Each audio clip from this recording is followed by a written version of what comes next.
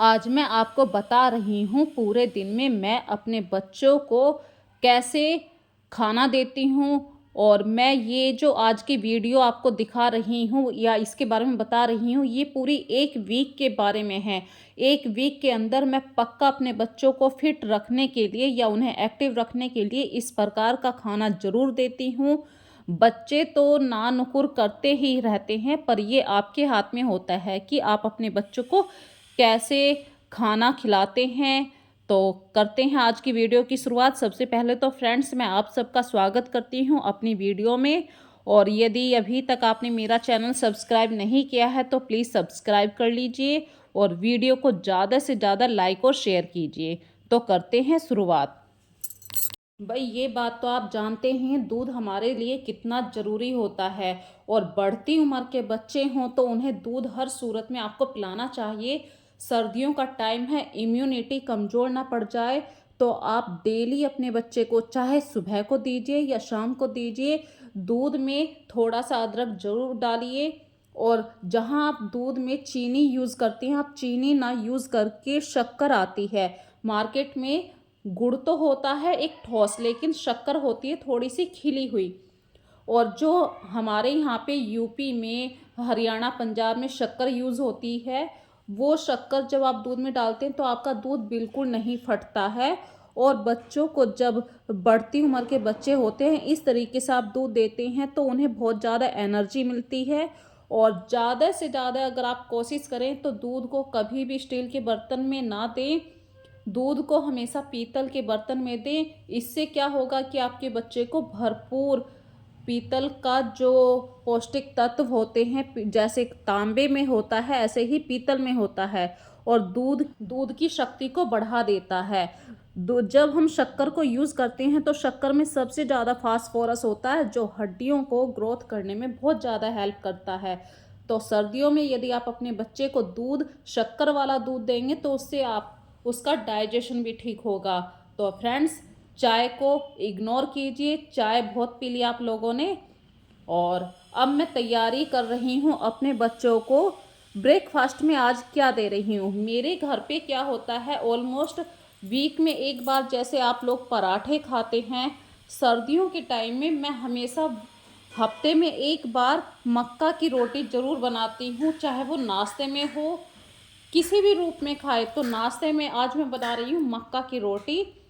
और ये बिल्कुल सिंपल आटा गूँथा है। थोड़ा सा ये आटा मक्का का मोटा होता है जो आपको डाइजेस्टिव होने में बहुत आसानी करता है। तो प्योर मक्का की रोटी तो नहीं बन पाती है मुझसे।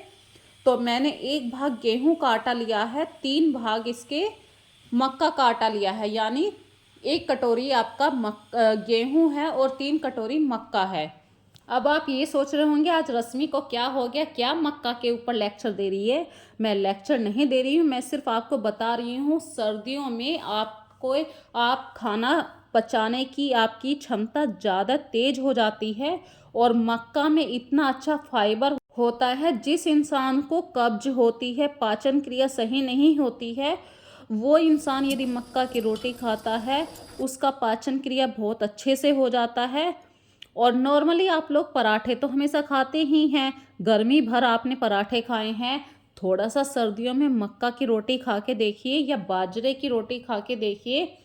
भाई, चाइनीज़ फूड के खिलाफ नहीं हूँ मैं, लेकिन यदि आप अपने बच्चों की हेल्थ के बारे में सोचते हैं तो प्लीज़ अपना खाना पीना ज़रूर बदल लीजिए। आप अपने हस्बैंड को रोज़ सुबह ऑफिस भेजते हैं ताकि वे कुछ कमा के ला सके, आपका घर परिवार चल सके।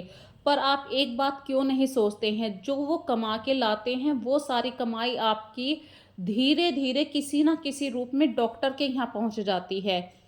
तो यदि थोड़ी सी आप अच्छे से मेहनत कर लेंगे, भाई मक्का की रोटी सेकने में मेहनत होती है।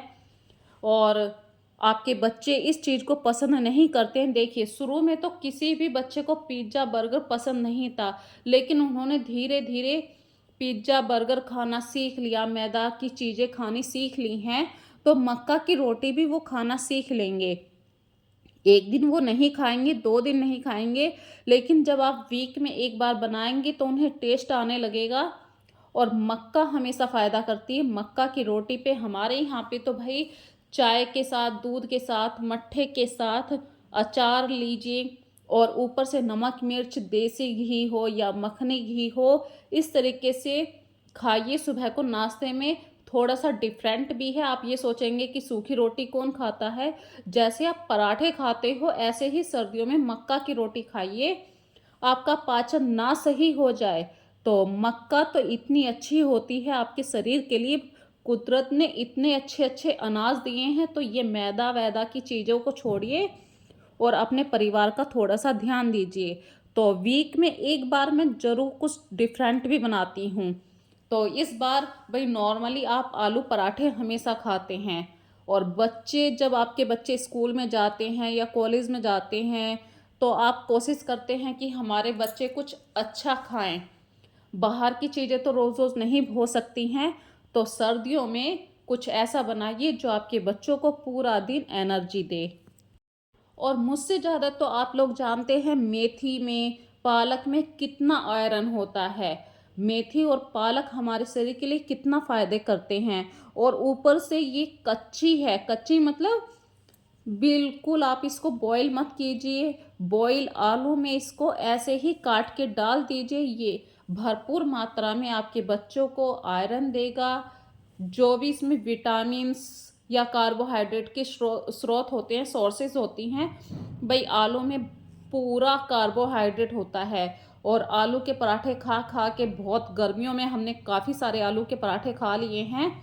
सर्दियों में कुछ डिफरेंट करिए।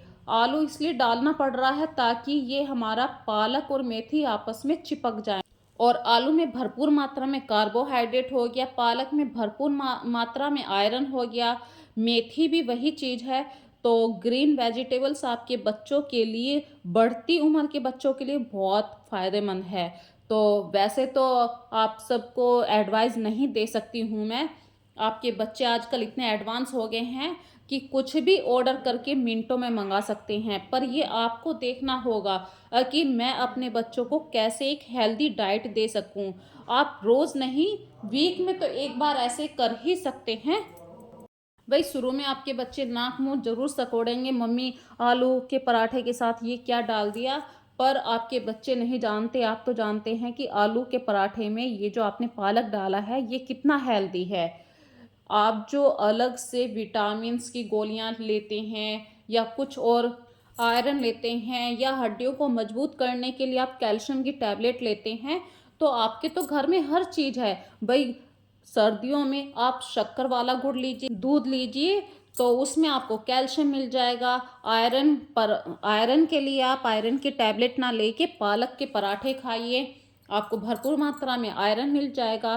तो ये तो आपके हाथ में है। तो चलिए छोड़िए इन बातों का, आज बच्चों को पसंद हो या ना हो, लेकिन ये आप पे डिपेंड करता है कि आप अपने बच्चों को या अपने घर परिवार को कैसे स्वस्थ रखें, हेल्दी डाइट कैसे कैसे दें। आप अपने घर में एक नियम बना लीजिए, सर्दी सर्दी तो आपको किसी भी सूरत में आपको डॉक्टर के पास जाने की जरूरत नहीं होगी। कहते हैं ना, कैसा जैसा खाए अन्न वैसा होए मन, जैसा पिए पानी वैसा होए वाणी।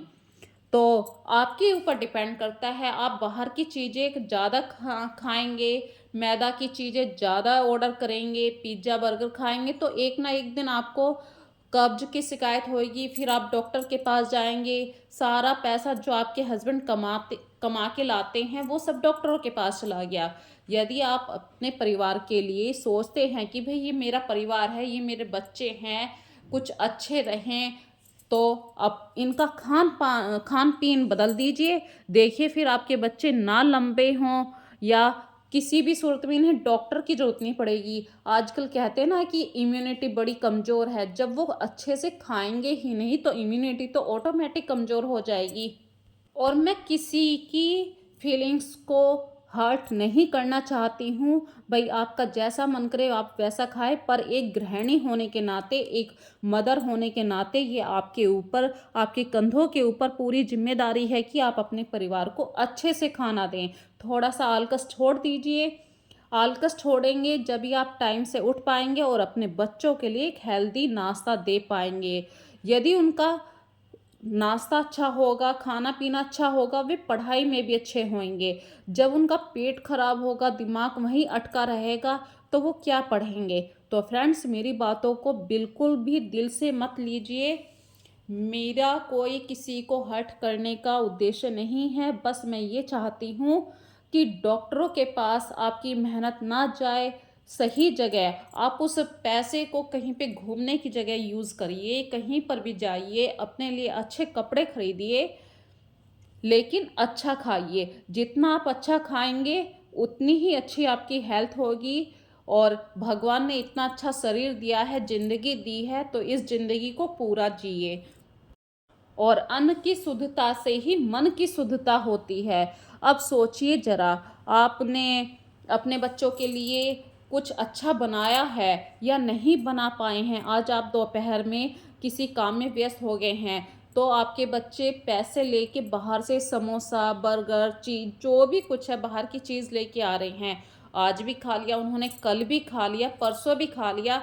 तो वीक में अगर वो 3 दिन ऐसा कर रहे हैं, तो ऑटोमेटिक उन्हें कॉन्स्टिपेशन की शिकायत होगी। और जब बच्चों को ऐसी शिकायत होने लगती है, तो वो बड़े बड़े बड़े होते होते वो प्रॉब्लम और बड़ी हो जाएगी। तो जो हो गया उसे कोई नहीं बदल सकता, पर हम अपनी हैबिट में चेंज लाके अपने परिवार के लिए कुछ अच्छा ज़रूर कर सकते हैं। तो फ्रेंड्स, मैं वीक में एक बार सर्दियों में साग ज़रूर बनाती हूँ। अब चाहे आप उसे सरसों का साग कह लीजिए या पालक पनीर कह लीजिए, ये आपके ऊपर डिपेंड करता है। भाई, हरी सब्जी होनी चाहिए। आप हरी सब्जी को किस रूप में खाते हैं। तो मेरे गार्डन में ही हरी सब्जी हो रही है, वही मैंने तोड़ी है। कोई भी इसमें मैंने खाद पानी, सिर्फ नॉर्मल खाद पानी है। कोई भी इसमें फर्टिलाइज़र की या दवाइयाँ नहीं हैं। और साग को पीसा भरपूर मात्रा में, हमें आयरन मिलेगा, कैल्शियम भी मिलेगा। और आरबीसी, जो हमारे ब्लड में आरबीसी होता है, वो बहुत अच्छे से बढ़ेगा। साथ ही मैं एक बात और बताना चाह रही हूँ, जब आप हरी सब्जियाँ खाते हैं, भाई साग बन रहा है, साग में आपने अदरक डाला है, मिर्ची है, प्याज है, जब ये सब चीज़ें डलती हैं तो चीज़ स्वाद लगेगी। और जब स्वाद चीज़ बनेगी तो आप उसे ऑटोमेटिक ज़्यादा खाएंगे। जब अच्छे से खाना खाएंगे, आप दिल खुश होके खाना खाएंगे, आपने मन से खाना खाया है, तो वो मन से खाना जो खाया है वो आपको पूरी तरीके से पचेगा। और जब खाना पचेगा तो आपका मन भी अच्छा होगा। मन अच्छा होगा तो आपके शरीर में कोई भी प्रॉब्लम नहीं होगी। तो आज हमारे घर में पालक की सब्जी, मतलब पालक पनीर बनने वाला है। मैंने ऊपर से साग तोड़ा है और बच्चों ने बोला पनीर, हम तो पालक पनीर खाएंगे। अब बच्चों को खुश करने के लिए अगर हमने थोड़ी सी उनकी इच्छा पूरी कर दी, भाई पनीर उनकी पसंद का हो गया, साग हमारी पसंद का हो गया, दोनों मिलके एक अच्छी डिश बन गई, बच्चों को भी स्वाद आएगा। और साथ में पालक पनीर के साथ आप फुल्का ना सेक के मक्का की रोटी सेकिए। और मक्का की रोटी जब आपने वीक में 3 बार खाई है या वीक में एक बार भी खाई है, तो आपको जो मक्का का फ़ायदा मिलेगा, मक्का में इतना भरपूर मात्रा में फाइबर होता है, उसका फ़ायदा ज़रूर मिलेगा। तो फ्रेंड्स, आज की वीडियो भी बन रही है, साथ में आपको मक्का के फ़ायदे भी मिल रहे हैं। किसी एक दिन मैं आपको चने की रोटी भी दिखाऊंगी। चने मतलब गेहूं और चने की रोटी, मिस्सी रोटी जिसको बोलते हैं। भाई, आपने कभी एक बात सोची है कि पहले आदमी कितनी हाइट के होते थे। इसलिए होते थे क्योंकि वो हफ्ते में एक बार मक्का की रोटी, एक बार चने की रोटी, हफ्ते में एक बार गेहूं की रोटी, बाजरे की रोटी, और रात में सोते हुए तो मुझे लगता है बहुत ही हल्का खाना खाते थे। मतलब दिन में 4 बजे के आसपास खाना बन जाता था। इससे क्या होता था, उनका पाचन बहुत अच्छा होता था। तो जब आप मक्का की रोटी बनाएं तो दोपहर तक ही बनाएं। रात के वक्त में कभी भी आप मक्का की रोटी ना सेकें। हो सके आप इसे सुबह को ब्रेकफास्ट में खाएं, लंच में खाएं, पर डिनर में कभी भी मक्का की रोटी ना खाएं। मक्का शाम को आपके पेट में अकड़न दे देगी, क्योंकि मक्का की रोटी थोड़ी सी टाइट होती है। और मक्का की रोटी के साथ आप भरपूर मात्रा में बटर का यूज़ करें, या हो सके तो मट्ठे का यूज़ करें। तो पहले आदमी इसीलिए इतने स्वस्थ रहते थे क्योंकि वो टाइम से खाना खाते थे, फाइबर युक्त खाना खाते थे। और हमारे टाइम में हमने अपने बच्चों को क्या दिया? जाओ बच्चों ऑर्डर कर लो, जो आपको अच्छा लगे, मैगी ऑर्डर कर लो, पिज़्ज़ा ऑर्डर कर लो। तो आज के ट्रेंड में हम चल तो रहे हैं, लेकिन कहीं न कहीं हम इसका भुगतान कर रहे हैं अपने शरीर को खोकर। और जब आपका शरीर ही स्वस्थ नहीं होगा फिर क्या फ़ायदा? भई आप कोशिश करते हैं हमारे बच्चे अच्छे से खाएँ पिएँ, पढ़ें लिखें, आप उन्हें पढ़ाते हैं, अच्छे स्कूल में भेजते हैं, लेकिन यदि उनका खाने-पीना ही अच्छा नहीं होगा तो फिर क्या फ़ायदा? तो अपने बच्चों के खाने-पीने पर ध्यान दीजिए, जब वो अच्छा खाएँगे तो उनकी स्टडी भी अच्छी हो जाएगी। स्टडी के हिसाब से ही मैं अपने बच्चों को खाना प्रेफ़र करती हूँ। मैं खिलाफ़ नहीं हूँ बाहर के खाने के। आप ये सोचे होंगे कि बाहर के खाने के खिलाफ़ है, नहीं। वीक में हो या साल में 1 बार हो, बाहर का खाना खाइए, पर ज़्यादा से ज़्यादा आप अपने घर का खाना ही अपने बच्चों को प्रेफ़र कीजिए। इससे क्या होगा कि आप अपने बच्चों की भी बात रख रहे हैं और अपने अनुसार अपने बच्चों की सेहत का भी ध्यान दे रहे हैं। तभी ये बच्चे टाइम से स्कूल में या कॉलेज में जा पाएँगे। और इन्हें भेजने के लिए आपको फिट रहना पड़ेगा। यदि आप अंदर से फिट हैं, अच्छे से फिट हैं, भई आप अच्छा खाना खाएँगे जभी तो आप फिट रहेंगे। आप ही बीमार पड़ गए तो कैसे होगा? तो अपने शरीर का ध्यान दीजिए, फाइबर युक्त खाना खाइए और जितना फाइबर युक्त खाना खाएँगे आपका पेट साफ़ होगा तो आपका दिमाग भी सही होगा। दिमाग शांत है तो उस व्यक्ति की सोच भी बहुत डेवलप हो जाती है। और जितना आपकी सोच डेवलप हो जाएगी, आप उतना ही अच्छा सोचने लगेंगे, एक्टिव रहने लगेंगे, फिट रहने लगेंगे, बिल्कुल पॉजिटिव सोचेंगे। किसी भी बात पे आपको गुस्सा नहीं आएगा। गुस्सा सबसे बड़ा खतरनाक होता है, आपके परिवार को बने बनाए कामों को बखेर देता है।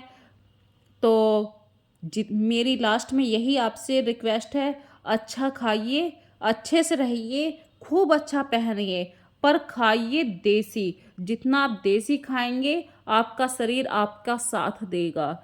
नहीं तो आपके हस्बैंड कमाएँगे और वो सारी कमाई आपकी डॉक्टर के पास जाएगी। तो डॉक्टर के पास ना जाके अपनी सारी कमाई को अपने घूमने-फिरने में खर्च कीजिए, बच्चों के ऊपर खर्च कीजिए, अपने टाइम को एन्जॉय कीजिए। तो इसी के साथ मैं आज अपनी वीडियो का लास्ट कर रही हूँ। तो प्लीज़ फ्रेंड्स, ज़्यादा से ज़्यादा मेरी वीडियो को लाइक और शेयर कीजिए। यदि आपको मेरी कोई बात गलत लग रही है तो कमेंट में ज़रूर लिखना, भाई आपने ये इन्फॉर्मेशन गलत दी है। मेरा जो टारगेट था आज का वो यही था कि मैं अपने घर में इस तरीके से खाना बनाती हूँ, आप भी इसी तरीके से अपने घर में थोड़ा-सा चेंज करिए।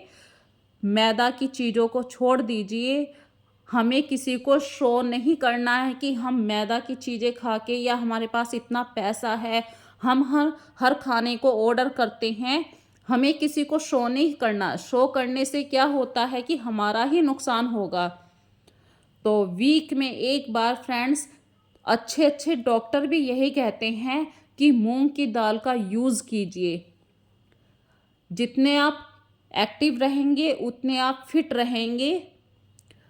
किसी बड़े बुजुर्ग ने कहा है, सूर्यास्त होने से पहले-पहले खाना खा लेना चाहिए, तो उनकी बातों में बहुत ज़्यादा सच्चाई है।